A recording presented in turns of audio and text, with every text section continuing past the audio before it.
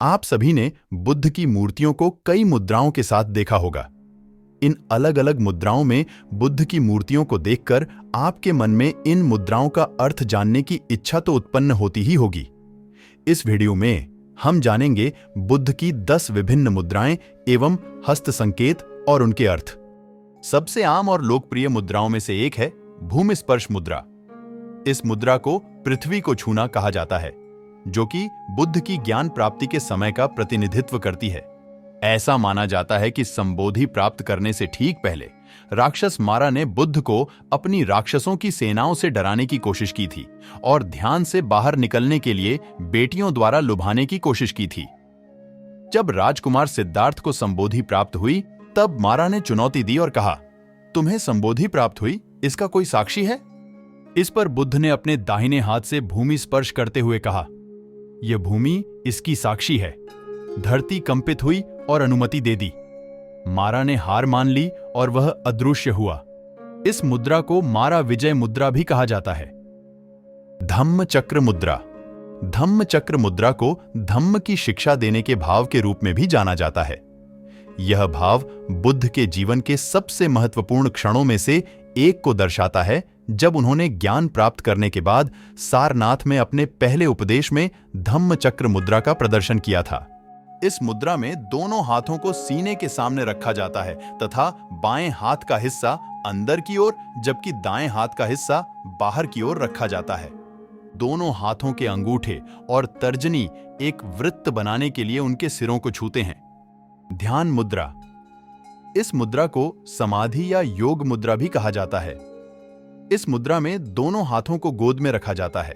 दाएं हाथ को बाएं हाथ के ऊपर पूरी तरह से उंगलियां फैलाकर रखा जाता है तथा अंगूठे को ऊपर की ओर रखा जाता है और दोनों हाथों की अंगुलियां एक दूसरे के ऊपर टिकाकर रखी जाती हैं।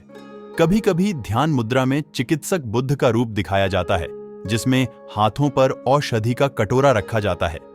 इसकी उत्पत्ति संभवतः भारत में गांधार और चीन में वेई काल के दौरान हुई थी। ध्यान मुद्रा का उपयोग बुद्ध से बहुत पहले किया जाता था। वृद्ध मुद्रा। वृद्ध मुद्रा भेंट, स्वागत, दान, देना, करुणा और ईमानदारी का प्रतीक है। इस मुद्रा में दाएं हाथ को शरीर के साथ स्वाभाविक रूप से लटकाकर रखा जाता है। खुले हाथ की हथेली को बाहर की ओर रखते हैं और उंगलियां खुली रहती हैं तथा बाएं हाथ को बाएं घुटने पर रखा जाता है। वृद्ध मुद्रा बैठे और खड़े दोनों अवस्था में दिखाई जाती है। अभय मुद्रा। अभय मुद्रा सुरक्षा, शांति, परोपकार और भय को दूर करने का प्रतीक है। आम तौर पर दाहिने हाथ को कंधे की ऊंचाई तक उठाकर, हाथ को मोड़कर और हथेली को बाहर की ओर रखते हुए, उंगलियों को सीधा और जुड़ा हुआ रखते हुए और बाएं हाथ को खड़े होकर नीचे लटकाकर बनाया जाता है। यह मुद्रा बैठे और खड़े दोनों अवस्था में दिखाई जाती है।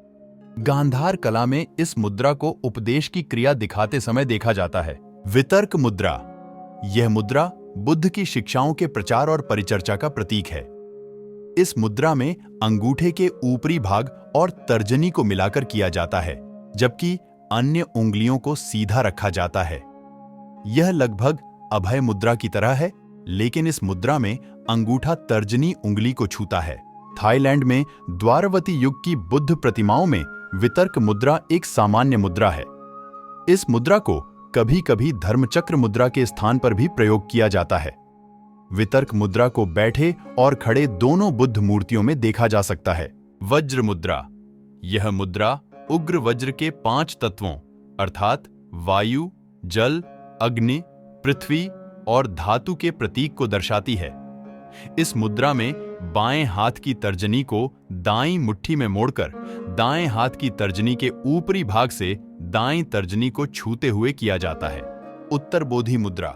यह मुद्रा दिव्य सार्वभौमिक ऊर्जा के साथ अपने आप को जोड़कर सर्वोच्च आत्मज्ञान की प्राप्ति को दर्शाती है। इस मुद्रा में दोनों हाथ को जोड़कर हृदय के पास रखा जाता है और तर्जनी उंगलियां एक दूसरे को छूते हुए ऊपर की ओर होती हैं और अन्य उंगलियां अंदर की ओर मुड़ी होती हैं। करण मुद्रा। यह मुद्रा बुराई से बचाने की ओर इशारा करती है। इस मुद्रा को तर्जनी और छोटी उंगली को ऊपर उठाकर और अन्य उंगलियों को मोड़कर किया जाता है। यह कर्ता को नकारात्मक विचारों जैसी बाधाओं को बाहर निकालने में मदद करती है। कर्ण मुद्रा को चित्रित करने वाली बुद्ध प्रतिमा को अक्सर बैठे हुए मुद्रा में चित्रित किया है। अंजलि मुद्रा, इसे नमस्कार मुद्रा भी कहते हैं, जो अभिवादन, प्रार्थना और आराधना के इशारे का प्रतिनिधित्व करती है। इस मुद्रा को दोनों हाथों को जोड़कर हृदय चक्र पर रखकर और अंगूठे को छाती पर हल्के से टिकाकर चित्रित किया जाता है। इस मुद्रा में बुद्ध को आमतौर पर किसी सार्वजनिक जगहों पर या किसी विहार में नहीं दिखाया जाता। बुद्ध को किसी भी चीज के प्रति समर्पण दिखाने की जरूरत नहीं है, क्योंकि वे स्वयं प्रकाश और दिव्य की सर्वशक्तिमान ऊर्जा से युक्त हैं।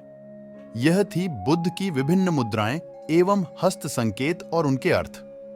अगर आपको यह जानकारी महत्वपूर्ण और उपयुक्त लगती है तो वीडियो को लाइक करें और चैनल को सब्सक्राइब कीजिए।